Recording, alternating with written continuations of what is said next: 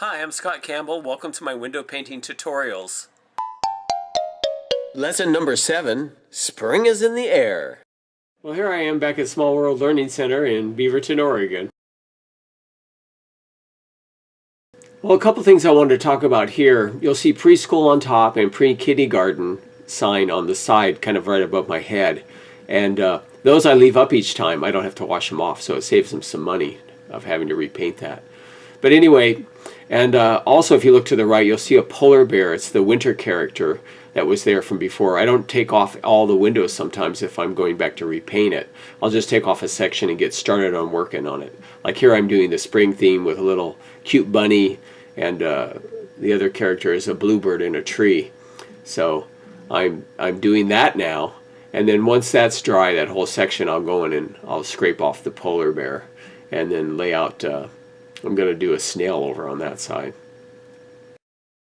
So while the rabbit and the bird is drying, I go ahead and go to the right side of it onto the other panel, and I start scraping off the remainder of the winter design, and then I start painting another spring design, which is a snail.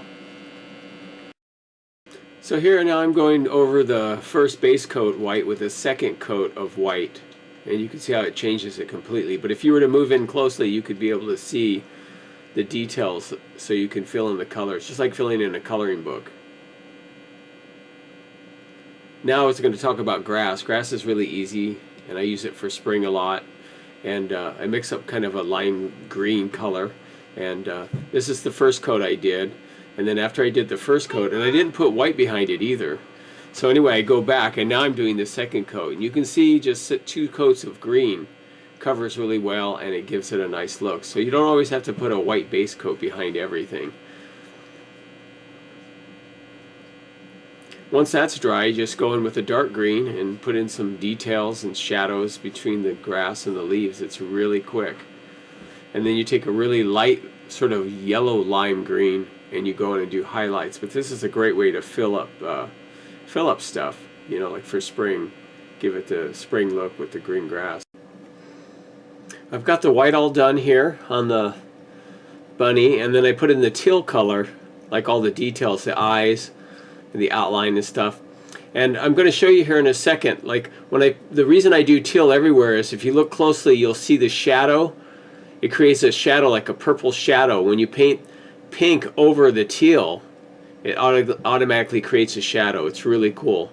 So like when I paint the eyes in, they're purple eyes, not pink.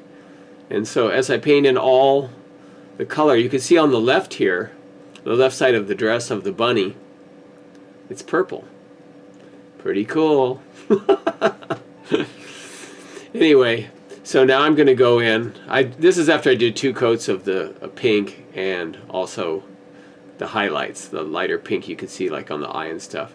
Now I'm going in and doing the black. I love doing the black, putting in all the details. It comes alive. And the whole idea with the black is you got to get into doing thick and thin. You'll notice some of the lines are thin and some of the lines are really thick, like along the ear here. It's a lot thicker in the outline. And now here I'm reaching down. I'm getting some white on my pinky. Now watch what I do. Bloop, bloop. I did a couple white highlights for the eyes. I just stick my finger in some white and then I dab it into the eyes, do little highlights. I don't even use a brush. But yeah, the whole thick and thin thing is what really breathes life to. See how thick this is on the ear, the line? And then if you come down here, the eye and the details around the mouth, they're a lot thinner. It just gives it makes it seem more alive. It's kind of a Disney thing, I guess. Well, I wanted to go into more detail about different things like the clouds and how I painted the rain and stuff on the clouds and some of the other stuff, and show you the flower and the bird. But we can go into that later. But I wanted to give you an idea of spring, like how to do the grass, the teal shadow, thick and thin, and some, you know, the basic stuff and the spring characters. So I hope you liked it. It probably wasn't completely thorough spring thing, but I'll do a Spring is in the Air Part 2 maybe, or something else. And if you have any questions or suggestions about how I create these tutorials, or drop me a line, leave a comment, and I'll try to oblige you. Anyway, thanks for watching. I appreciate it.